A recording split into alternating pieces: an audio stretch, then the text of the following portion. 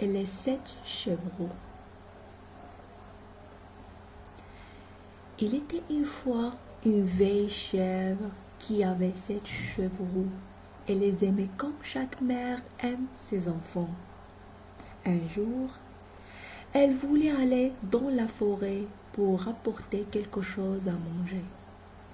Elle les rassembla tous les 7 et leur dit: Je dois aller dans la forêt, mes chers enfants, faites attention au loup. S'il arrivait à rentrer dans la maison, il vous mangerait tout cru. Ce bandit sait jouer la comédie, mais il a une voix rauque et des pattes noires. C'est ainsi que vous le connaîtrez.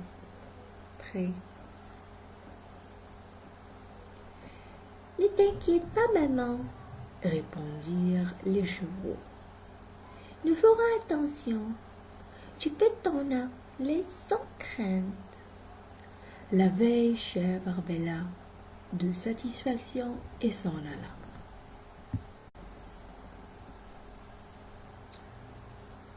Peu de temps après, quelqu'un frappa à la porte en criant: Ouvrez la porte, mes chers enfants. Votre mère est là et vous a apporté quelque chose. Mais les chevaux reconnurent le loup à sa voix rude. Nous ne t'ouvrirons pas, criant-il. Tu n'es pas notre maman. Notre maman a une voix douce et agréable, et ta voix est rauque. Tu es un loup. Le loup partit chez la marchande et acheta un grand morceau de craie. Elle mangea la craie et sa voix devint plus douce. Elle revint ensuite vers la petite maison, frappa et appela à nouveau. Ouvrez la porte, mes chers enfants. Votre maman est de retour et vous apportez pour chacun un petit quelque chose. Mais tout en parlant, elle posait sa patte noire sur la fenêtre. Les chevaux l'aperçurent et la criaient. Nous ne t'ouvrions pas, notre maman n'a pas les pattes noires comme toi. Tu es un loup. Et le loup recula le boulanger et dit: Je me suis blessé à la patte. Enduis-la-moi avec de la pâte. Le boulanger lui ensuisit la pâte et le loup courut encore chez le meunier. Verse de la farine blanche sur ma pâte, commanda-t-il. Le loup veut duper quelqu'un, pensa le meunier, et il fit des manières. Mais le loup dit: Si tu ne le fais pas, je te mangerai. Le meunier eut peur et blanchit sa pâte. Et oui, les gens sont ainsi. Pour la 3e fois, le loup arriva à la porte de la petite maison, frappa et cria: Ouvrez la porte, mes chers petits, maman est de retour de la forêt et vous apportez quelque chose. Montre-nous sa patte d'abord, criaient les chevaux. Nous le sachions si tu es vraiment notre maman. Le loup posa sa patte sur le rebord de la fenêtre, et lorsque les chevaux virent qu'elle était blanche, elles crurent tout ce qu'il avait dit à ouvrir la porte. Mais c'est un loup qui entra. Les chevaux prirent peur et voulurent se cacher. L'un sauta sous la table, une autre dans le lit, le 3e dans le poêle, le quatrième dans la cuisine, le cinquième s'enferme dans l'armoire, le sixième se cache sous le lavabo et le septième dans la pendule. Mais le loup les trouva et ne traîna pas. Il avala les chevreaux l'un après l'autre.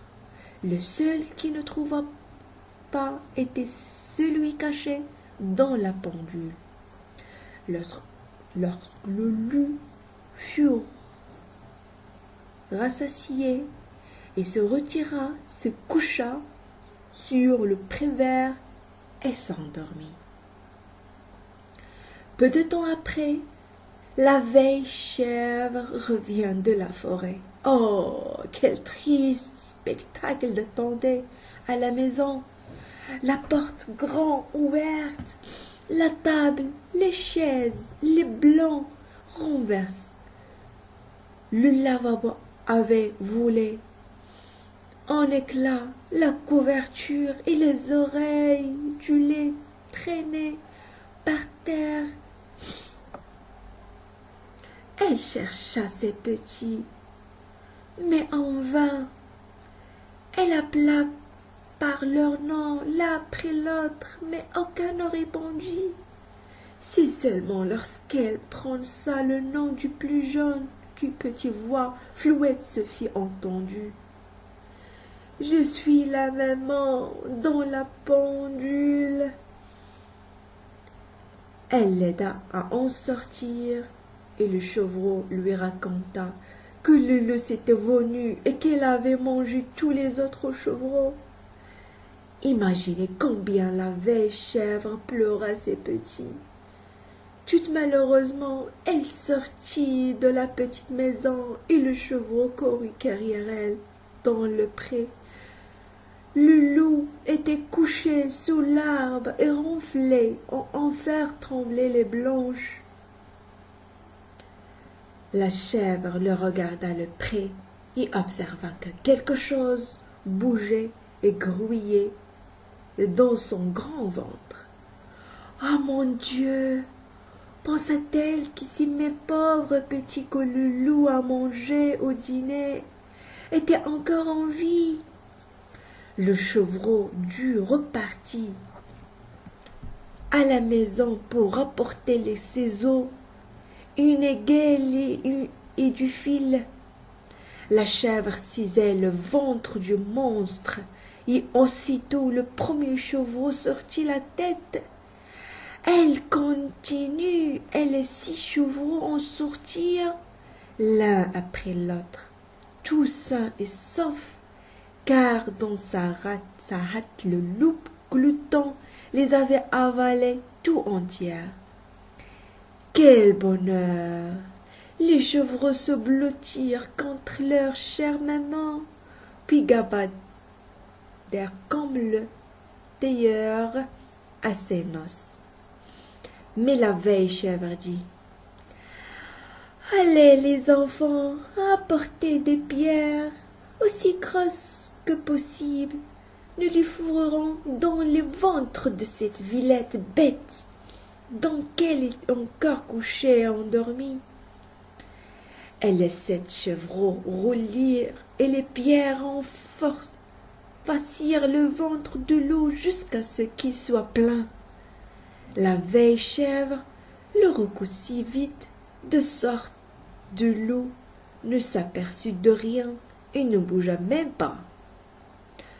Quand il se réveilla enfin, il se leva, et comme les pierres lui posaient dans l'estomac, il eut très soif. Il voulait aller au puits pour boire, mais comme il se balançait en marchant, les pierres dans son ventre grondaient. Cela grognit, mon ventre tend, j'ai avalé cette chevreau, c'était rien qu'une illusion, et de l'eau de grosses pierres les remplaçant. Il alla jusqu'à puits, se pencha et but. Les lourdes pierres le tirèrent sous l'eau et le loup nunouilla lamentablement. Les 7 chevreaux accoururent alors et se mirent à crier: Le loup est mort, c'est enfin de lui. Et ils se mirent à danser autour du puits, et la vieille chèvre dansa avec eux. Fin d'histoire.